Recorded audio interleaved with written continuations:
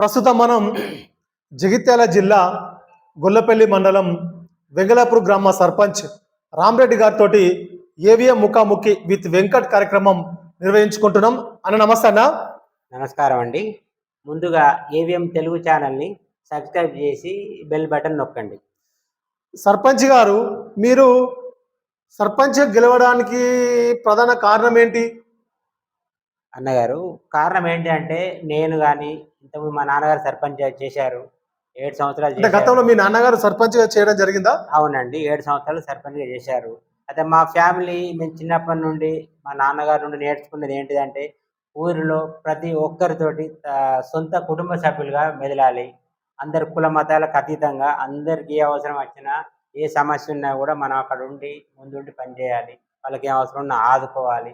చిన్నప్పటి నుండి మా నాన్న కానీ మా తాత కానీ ప్రతి ఒక్కరు ఏదైనా ఏ సహాయానికైనా ముందుంటారు. మా ఫ్యామిలీ ఊళ్ళో ఎవరు అడిగినా అందరికి తెలుసు ఆ విషయం అనేది. ఏ సమస్య వచ్చినా కూడా మా దృష్టికి వచ్చిన సమస్యను మేము వెంటనే పోయి దాన్ని సాల్వ్ చేయడానికా లేకుంటే మా వంతు సహాయం చేయడానికి మేము ఎప్పుడు ముందుంటామండి.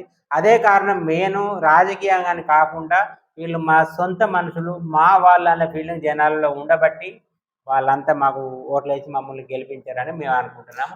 సర్పంచ్ గారు, ఇక్కడ చెప్పండి, మీరు మీ గ్రామ ప్రజలు కూడా మేము రాగానే చాలా అతిపెద్ద సమస్యలు మా దృష్టి తీసుకురావడం జరిగింది. ముఖ్యంగా కొంతమంది ఈ చౌరస్తా మెయిన్ రోడ్డుకు ఆనుకొని ఉన్నటువంటి కొంతమంది ఇండ్లు, దాదాపు ఒక 10-20 కుటుంబాలు కూడా నూతన గృహాలు నిర్మించుకొని ఉన్నారు. వాళ్ళకి కొంత సరిహద్దు ప్రాంతం ఇబ్బందిగా ఉంది.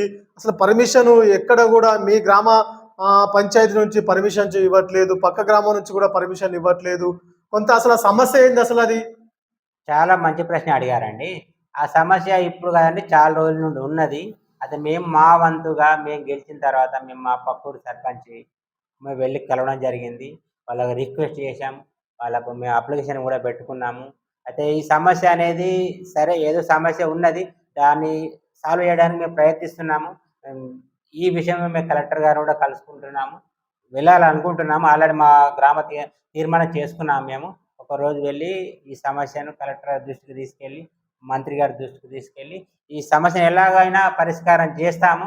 సర్పంచ్ గారు, ఇక్కడ చెప్పండి, వాస్తవంగా ఆ ప్రజలు ఎవరైతే ఉన్నారో ఆ సమస్యను ఎదుర్కొంటున్న వారు అందరూ కూడా బాధితులు చాలా సమస్యతోటి బాధపడుతూ ఉన్నారు.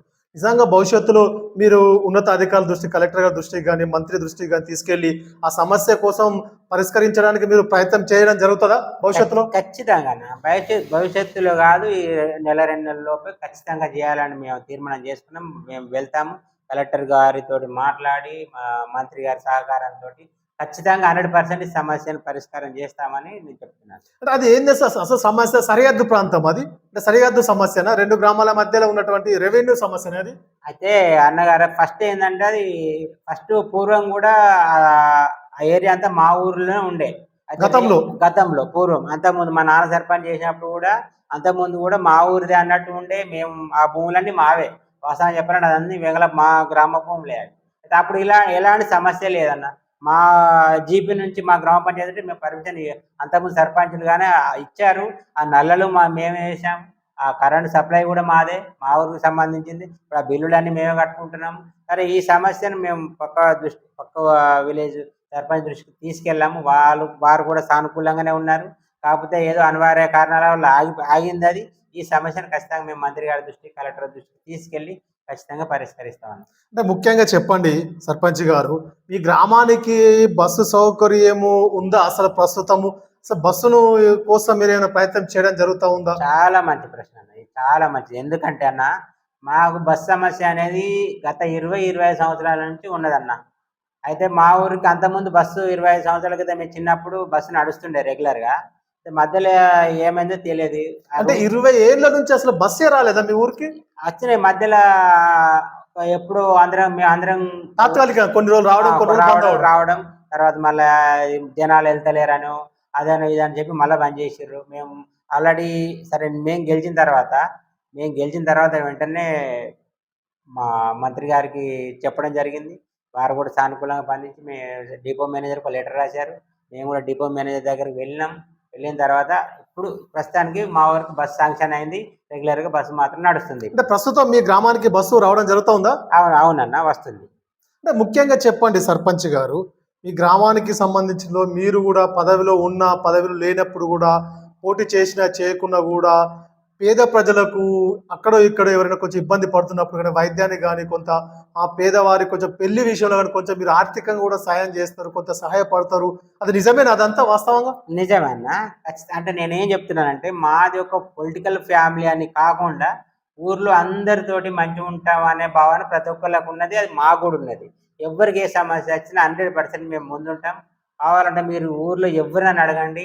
ఏ సమస్య అయినా పెళ్ళైనా గూడా, మనిషి ఏమన్నా హాస్పిటల్ ఇబ్బంది ఉన్నా గూడా, లేకుంటే ఏదున్నా గూడా సమస్య ఎవరన్నా ఏమన్నా కాలం చెందినా గూడా, ఏదున్నా గూడా ముందుంటాం. మేము ముందు ఇప్పుడే గాదు ఎప్పటికి ముందున్నాం. 10 ఉన్నా లేకున్నా ఏదైనా గూడా మేమందరికీ అందుబాటులో ఉంటాం. ఏ సమస్య అయినా మా వంతు ఖచ్చితంగా సాయం చేస్తా ఉన్నాం. ముఖ్యంగా చెప్పండి సర్పంచ్ గారు. మీరు గెలిచినాక మీరు ఇండిపెండెంట్ అభ్యర్థిగా పోటీ చేసి గెలవడం జరిగిందంటున్నారు. కాంగ్రెస్ పార్టీలో ఇప్పుడు ప్రస్తుతం జాయిన్ కావడం జరిగిందా అసలు? అవునండి. నేను వాస్తవంగా ఇండిపెండెంట్ అభ్యర్థిగానే మేము పోటీ చేసినాను. దాని తర్వాత లక్ష్మణ్ కుమార్ గారు నేను వెళ్లి సార్‌ను కలిసి జాయిన్ అయ్యాను. ప్రస్తుతానికి మాకు అన్ని విధాలుగా లక్ష్మణ్ కుమార్ సహకారం, సార్ గారి సహకారం ఉన్నది. ప్రస్తుతానికి మేము కాంగ్రెస్‌లో ఉన్నాం. అంటే మీరు గతంలో గూడా ఒకసారి సర్పంచ్‌గా పోటీ చేసి మీ ఫ్యామిలీ వాళ్ళు, మీ మేడం వాళ్ళు గూడా మీ సతీమణి సర్పంచ్‌గా పోటీ చేసి ఓడిపోవడం జరిగిందంటున్నారు. వాస్తవేనా అసలు? అది ఎప్పుడు మీరు పోటీ చేయడం జరిగింది? అవును. నిజమే. 2013లో మా భార్య పోటీ చేసింది. సరే అప్పుడు ఏదో అనుకోని కారణాల వల్ల మేము ఓడిపోయాం. సరే ఓడిపోయినా గూడా మేము ఓడిపోయినా చెప్పడం మామూలుగా ఉండలేదు. అంటే ఇక్కడ చెప్పండి సర్పంచ్ గారు. అంటే మీరు ఓటమి చెందినా గూడా, ఓటమితోటి బాధపడకుండా, కుంగిపోకుండా, ప్రజల మధ్యలో ఉండి ప్రజా సేవ జేయడం, ప్రజలకు అందుబాటులో ఉండి, వారికి ఏం అవసరం వచ్చినా గూడా మీరు ముందుండి చేయడం జరిగిందా? అది జరిగింది గాబట్టి ఈరోజు నేను గెలిచినా అన్న. వాస్తవంగా ఓడిపోయిన మాట వాస్తవమే ఓడిపోయినాం. ఓడిపోయినా గూడా ఎవరిని మాట అనలేదు. సరే ఓడిపోయినట్టు మీరనండి కుంగిపోయి సప్పుడేక ఉండలేదు. ఖచ్చితంగా అప్పుడు గూడా నా వంతు సహాయం ఎవరికైనా నా దగ్గరకొచ్చినోళ్ళు గానీ, లేకపోతే సమస్య నా దగ్గరకి అచ్చిన సమస్య గానీ, ఏదున్నా గూడా మేము ముందుండి సాయం జేసినాం గాబట్టి ఈరోజు ప్రజలు నన్ను ఆశీర్వదించారు. మీ గ్రామంలో మహిళల పాత్ర చాలా కీలకంగా ఉంటుంది. ప్రస్తుతం మహిళా సంఘ భవనం ఉందా అసలు వారికి? అసలు దానికోసం మీరేమైనా ప్రయత్నం చేయడం జరుగుతా ఉందా? ఇది గూడా మంచి క్వెషన్ అన్న లేడీస్ గురించి. ఎందుకంటే అన్న ఓకే వాస్తవంగా మా ఊళ్ళో మహిళా సంఘ బిల్డింగ్ అనేది లేదు. అంతకుముందు గత ప్రభుత్వం సరే మా జీపీ మీద గ్రామ పంచాయతీ కట్టిర్రు. అది సగం పూర్తయింది. అలాగే ఆగిపోయింది. అయితే దీని తర్వాత మేము ఒకసారి మంత్రి గారిని కలిసి మా బలం గురించి మాట్లాడినాం.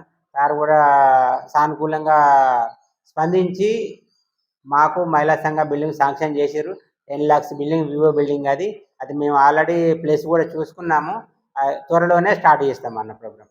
అంటే ఇక్కడ చెప్పండి సర్పంచ్ గారు ముఖ్యంగా.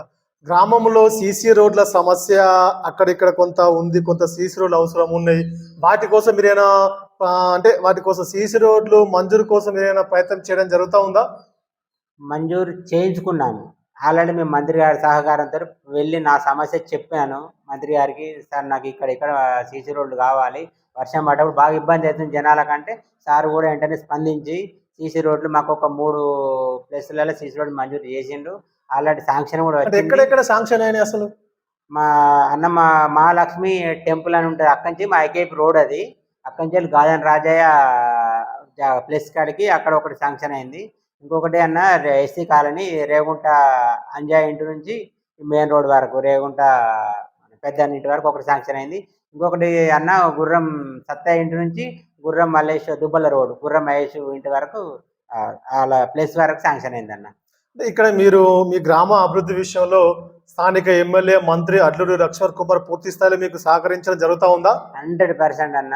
100కి 200% అన్నా కూడా తప్పులేదు. మీ ఏ సమస్య ఉంది అన్నా, మాకు ఈ సమస్య ఉంది అన్నా వెంటనే సానుకూలంగా స్పందించి, మాకు వెంటనే పై అధికారులతో మాట్లాడి, మా సమస్యను పరిష్కరించడానికి సార్ చేస్తున్న కృషి అభినందనీయం అన్న.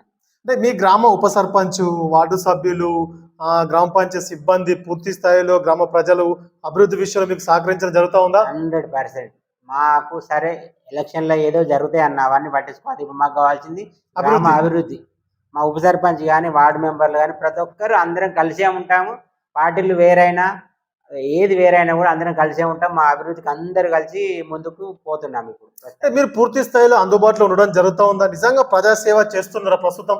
100% ఎందుకంటే మేము ఉండేది ఇక్కడ, మా ఇల్లు ఉన్నది ఇక్కడ, మాకు వేరే కాడ ప్లేసులు లేవు, ఇల్లు లేవు.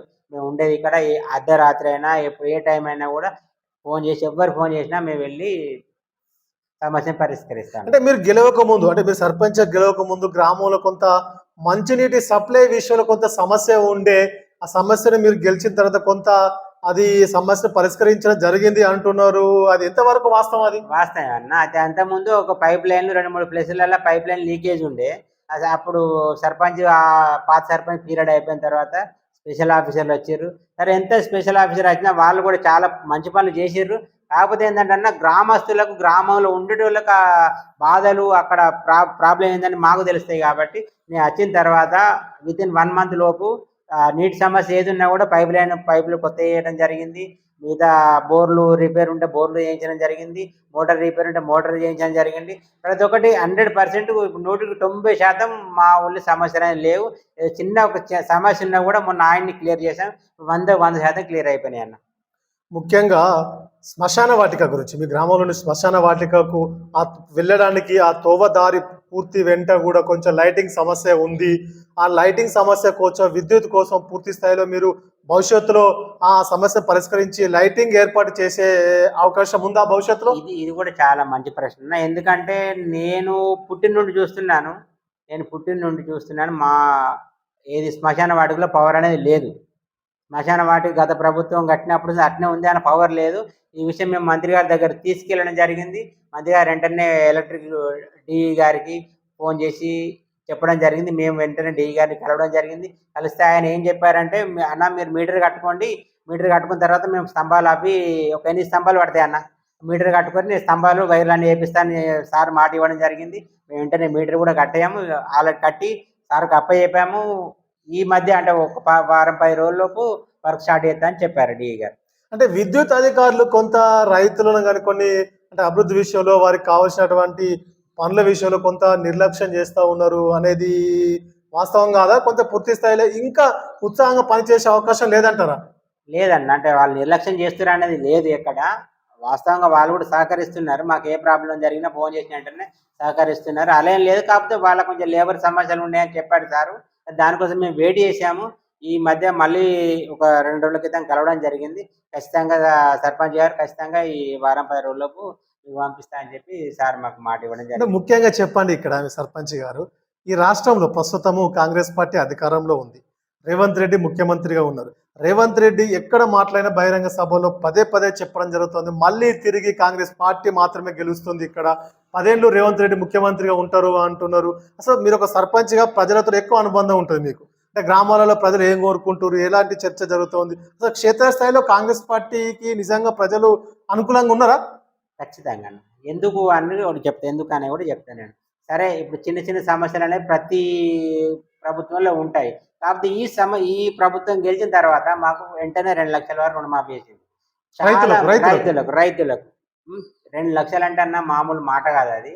90% మాఫీ అయినాయి అన్న. ఏదో కొన్ని ఎందుకు అయిపోయినాయంటే 2,00,000 పైనోళ్ళకి కొంతమందికి అయినాయి తప్ప 90% మాఫీ అయినాయి. చాలా రైతులు దానివల్ల ఎంతో లాభం పొందినారన్న. ఇప్పుడు రైతు భరోసా కూడా మొన్ననే వేసిండు సారు. 10 ఎకరాల వరకు పడ్డాయి.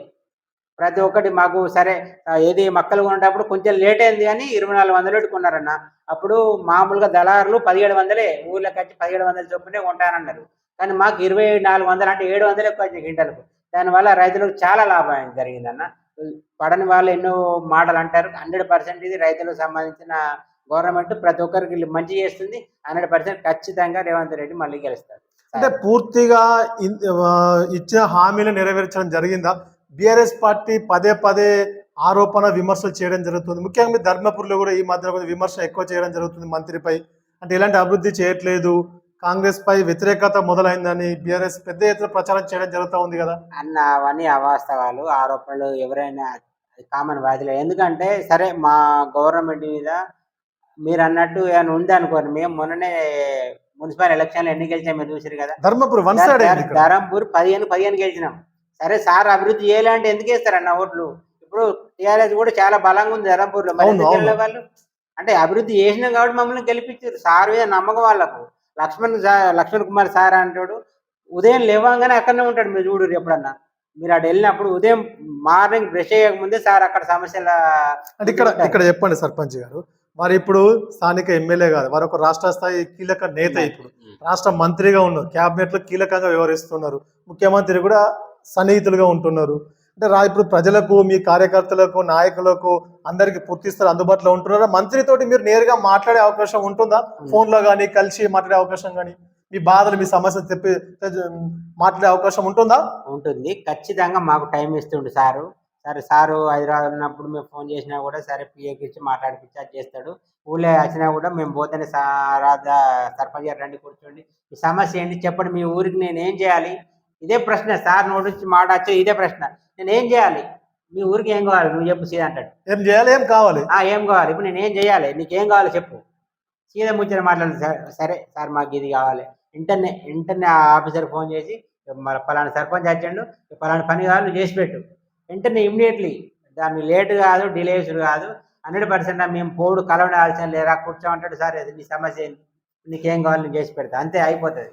ఖచ్చితంగా 100% అందుబాటులో ఉన్నాడు సార్ మాకు. సర్పంచ్ గారు, గతంలో మీ గ్రామంలో సర్పంచులు అనేక మంది చేసి ఉంటారు, మీరు సర్పంచ్ గెలవడం జరిగింది. మీరేమైనా మార్పు తీసుకొచ్చే ప్రయత్నం చేయడం జరుగుతూ ఉందా మీ గ్రామంలో?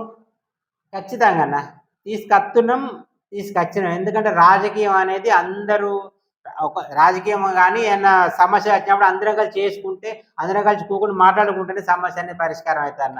నువ్వు ఒక్కనే నీ అంతలాగానే పాలిస్తే ఏది కూడా కాదు.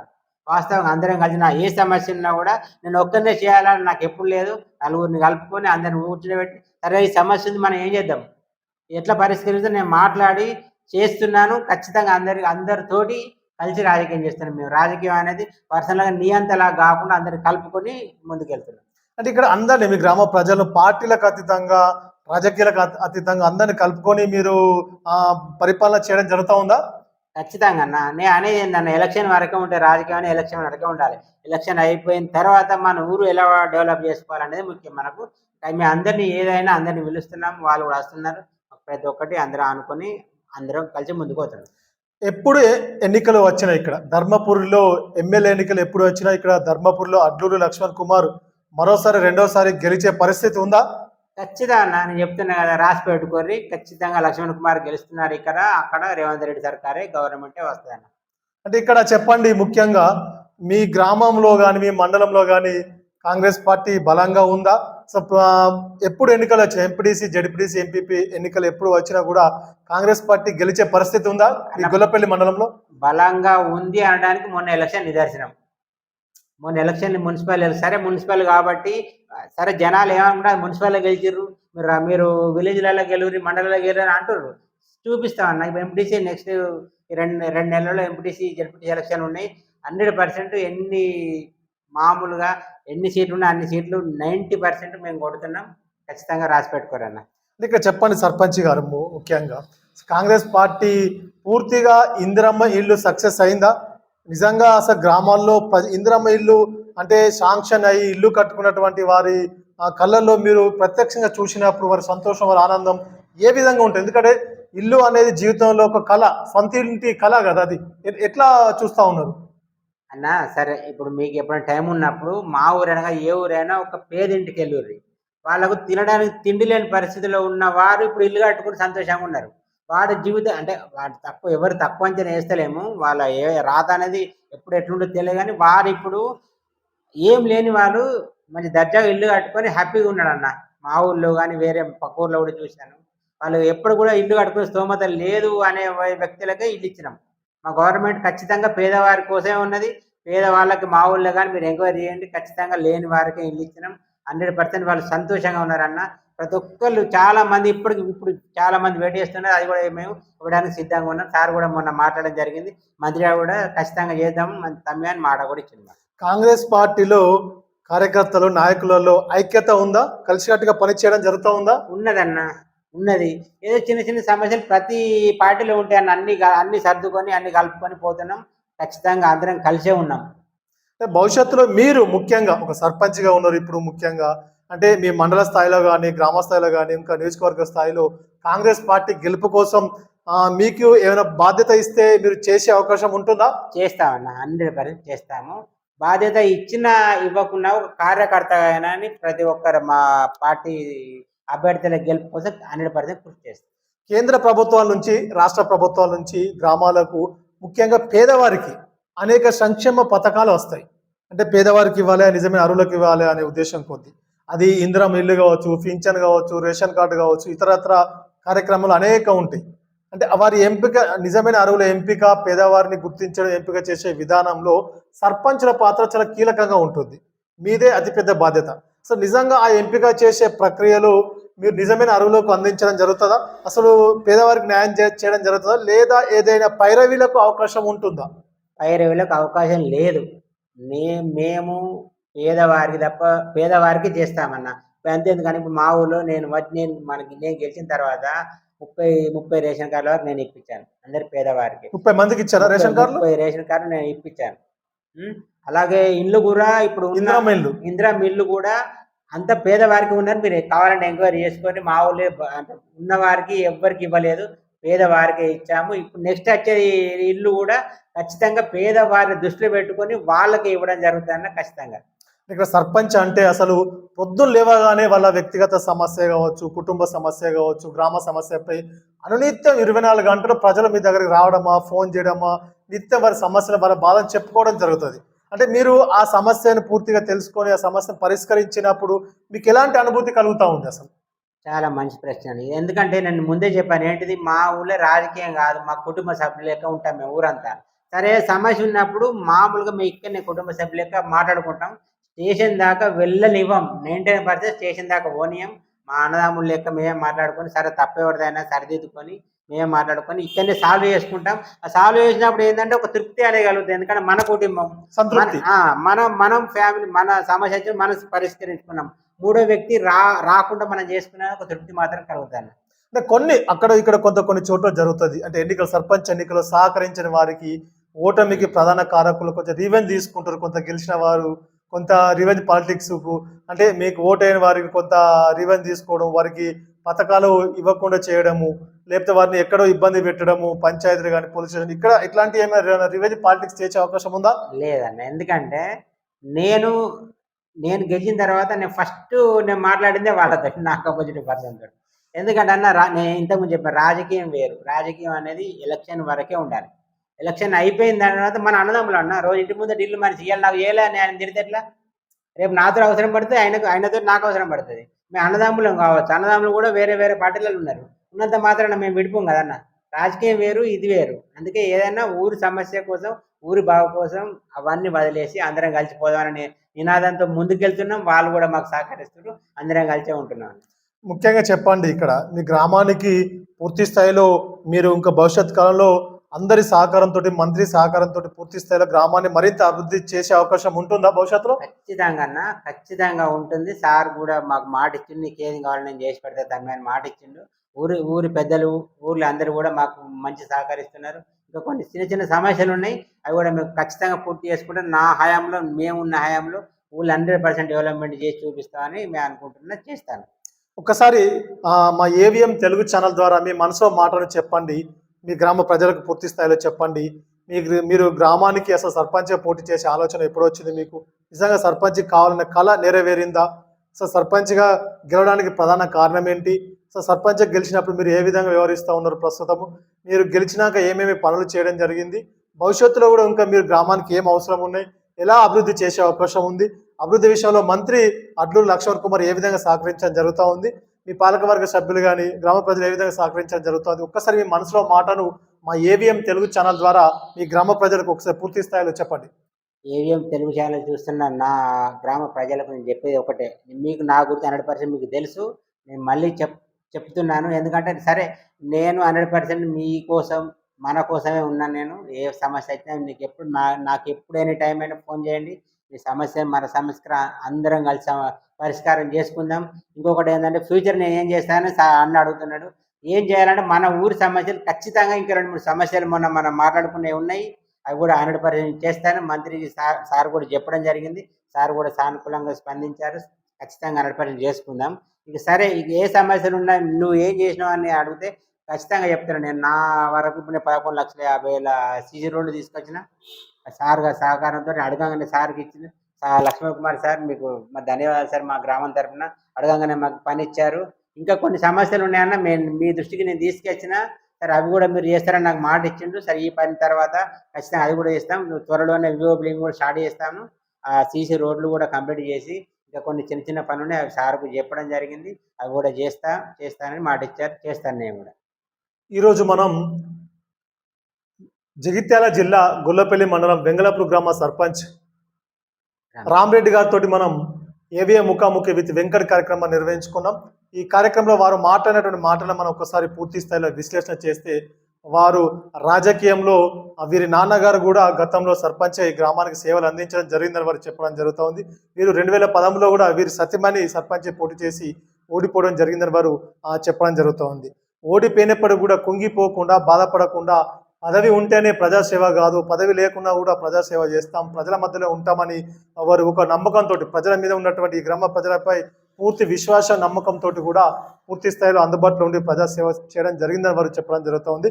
వీరు గతంలో పదవిలో ఉన్నా లేకున్నా ఏదైనా పేదవారికి కూడా ఏదైనా విద్యా విషయంలో కానీ, వైద్యం విషయంలో కానీ, ఏదైనా పెళ్లి విషయంలో కూడా కొంచెం అవసరం ఉన్న చోట వీరికి వీలైనంత వరకు వారు కొంచెం ఆర్థిక సాయం చేయడం కానీ, వారు కొంత చేదోడు వాదోడుగా ఉండడం జరిగిందని వారు చెప్పడం జరుగుతూ ఉంది. పూర్తి స్థాయిలో ప్రతి ఒక్కరితోటి కూడా కలిసిమెలిసి ఉండడమే, ఒక్కరితోటి ప్రతి ఒక్క కుటుంబ సభ్యులుగా వీరు వ్యవహరించడం వలన ఈరోజు అన్నదమ్ములుగా వ్యవహరించడం వలన ఈరోజు గ్రామ ప్రజలంతా కూడా పార్టీలకు రాజకీయాలకు అతీతంగా ఒక స్వతంత్ర అభ్యర్థిగా పోటీ చేసినప్పటికీ కూడా ఆ పార్టీ సపోర్ట్లు లేనప్పటికీ కూడా ఇక్కడ వారిని గ్రామ ప్రజలు పూర్తిగా ఆశీర్వదించి గెలిపించడం జరిగిందని వారు చెప్పడం జరుగుతుంది. ఈరోజు మంచితనానికి గ్రామ ప్రజలు సపోర్ట్ చేయడం జరిగింది, మంచికే అవకాశం ఇవ్వడం జరిగిందని వారు చెప్పడం జరుగుతుంది. వీరు గెలిచినప్పటి నుంచి కూడా ప్రజల మీద ఇచ్చినటువంటి నమ్మకాన్ని వమ్ము చేయకుండా పూర్తి స్థాయిలో ప్రజలకు అందుబాటులో ఉండి గెలిచిన వెంటనే ప్రభుత్వ పాఠశాలను కూడా పూర్తి స్థాయిలో అభివృద్ధి చేయడం జరిగిందని వారు చెప్పడం జరుగుతూ ఉంది. ముఖ్యంగా గ్రామంలో కూడా కొంత వీరు గెలిచినప్పుడు కొంత తాగునీటి కొంత నీటి సమస్య సప్లై విషయంలో కొంత ఇబ్బంది ఉన్నప్పుడు కూడా ప్రతి ఇంటింటికి స్వయంగా వీరే వెళ్ళి తిరిగి ఎక్కడ ప్రాబ్లం ఉందో తెలుసుకొని కూడా ఆ సమస్యను పరిష్కరించడం జరిగిందని వారు చెప్పడం జరుగుతుంది. ముఖ్యంగా గత కొన్ని సంవత్సరాల నుంచి కూడా గ్రామానికి బస్సు రాకుండా ప్రజలు కూడా ముఖ్యంగా మహిళలు ఇబ్బంది పడుతూ ఉంటే మంత్రి గారి దృష్టికి తీసుకెళ్లి డిపో మేనేజర్ గారితో కూడా మాట్లాడి ఆ బస్సును కూడా వీరు గెలిచిన వెంటనే కూడా గ్రామానికి బస్సును తీసుకొచ్చామని వారు చెప్పడం జరుగుతుంది. ముఖ్యంగా గ్రామంలో ఉన్నటువంటి ప్రధాన సమస్య ఇక్కడ కొంత సరిహద్దు విషయంలో కూడా చౌరస్తా దగ్గర ఉన్నటువంటి గ్రామం మెయిన్ రోడ్డుకు ఆనుకుని ఉన్నటువంటి 2 గ్రామాల మధ్య ఉన్నటువంటి సరిహద్దు కొంత ప్రాంతం ఉంది. కొంచెం ఆ ప్రాంతంలో ఇల్లు కట్టుకొని నివసించి ఉంటున్నటువంటి కొంతమంది దాదాపు 10-15 కుటుంబాలు కూడా అక్కడ నివసించి ఉంటుండే వాళ్ళకి ఎలాంటి పర్మిషన్ లేకుండా ఇబ్బంది పడుతూ ఉన్నారు. కాబట్టి ఆ సమస్యను కూడా ఇప్పటికే పక్క గ్రామ సర్పంచ్ వారితో మాట్లాడడం జరిగింది. ఇప్పటికే భవిష్యత్తులో కూడా ఆ ఉన్నత అధికారుల దృష్టికి, కలెక్టర్ గారి దృష్టికి కూడా తీసుకెళ్లి ఆ సమస్యను మంత్రి గారి దృష్టికి తీసుకెళ్లి కూడా ఆ సమస్యను పరిష్కరించే ప్రయత్నం చేస్తామని కూడా వారు చెప్పడం జరుగుతూ ఉంది. ఎవరు కూడా బాధపడాల్సిన అవసరం లేదు. ఇప్పటికే గ్రామ అభివృద్ధి కోసం మంత్రి గారి సహకారంతో 11 లక్షల రూపాయలు సీసీ రోడ్లను కూడా మంజూరు కావడం జరిగింది. మహిళా సంఘ భవనాన్ని కూడా పూర్తి స్థాయిలో వారి సొంత భవనం కోసం కూడా 10 లక్షల రూపాయలతో కూడా మంజూరు కావడం జరిగిందని వారు కూడా చెప్పడం జరుగుతోంది. ఎక్కడ ఏది అవసరం ఉన్నా ఇప్పటికే మంత్రి గారు పూర్తి స్థాయిలో గ్రామ అభివృద్ధి కోసం సహకరించడం జరుగుతూ ఉంది. కాబట్టి తప్పకుండా వారి నాయకత్వంలో, వారి ఆధ్వర్యంలో గ్రామ ప్రజలంతా కూడా పార్టీలకు, రాజకీయాలకు అతీతంగా కలిసిమెలిసి ఉండి గ్రామాన్ని మరింత అభివృద్ధి చేసుకుందామని వారు పదే చెప్పడం జరుగుతుంది. అభివృద్ధి విషయంలో ఇప్పటి వరకు పాలక వర్గంలో ఉన్నటువంటి ఉప సర్పంచ్, వార్డు సభ్యులు, గ్రామ పంచాయతీ సిబ్బంది, గ్రామ ప్రజలు కూడా పూర్తి స్థాయిలో సహకరించడం జరుగుతూ ఉంది. భవిష్యత్తులో కూడా మరింత సహకరించాలని కూడా వారు కోరడం జరుగుతూ ఉంది. ఏది ఏమైనప్పుడు కూడా ఇక్కడ ఉన్నటువంటి శ్మశాన వాటికకు కావాల్సినటువంటి లైటింగ్ విషయంలో కూడా భవిష్యత్తులో సమస్యను పరిష్కరిస్తాం. తప్పకుండా అందరితో కలిసి కూడా గ్రామాన్ని మరింత అభివృద్ధి చేసుకుందామని వారు చెప్పడం జరుగుతుంది. ఏది ఏమైనప్పుడు కూడా గ్రామంలో ఐక్యతగా ఉండాలి, ఐక్యంగా ఉండి గ్రామాన్ని మరింత అభివృద్ధి చేసుకుందామని వారు చెప్పడం జరుగుతుంది. కాంగ్రెస్ పార్టీ చాలా బలంగా ఉంది. ఈ గ్రామంలో, మండలంలో కూడా ఎప్పుడు ఎన్నికలు వచ్చినా ఎంపీటీసీ, జెడ్పీటీసీ, ఎంపీపీని కూడా కాంగ్రెస్ పార్టీ వన్ సైడ్ తీర్పుతోటి కూడా ప్రజల సహకారంతో కూడా గెలవబోతా ఉందని వారు చెప్పడం జరుగుతుంది.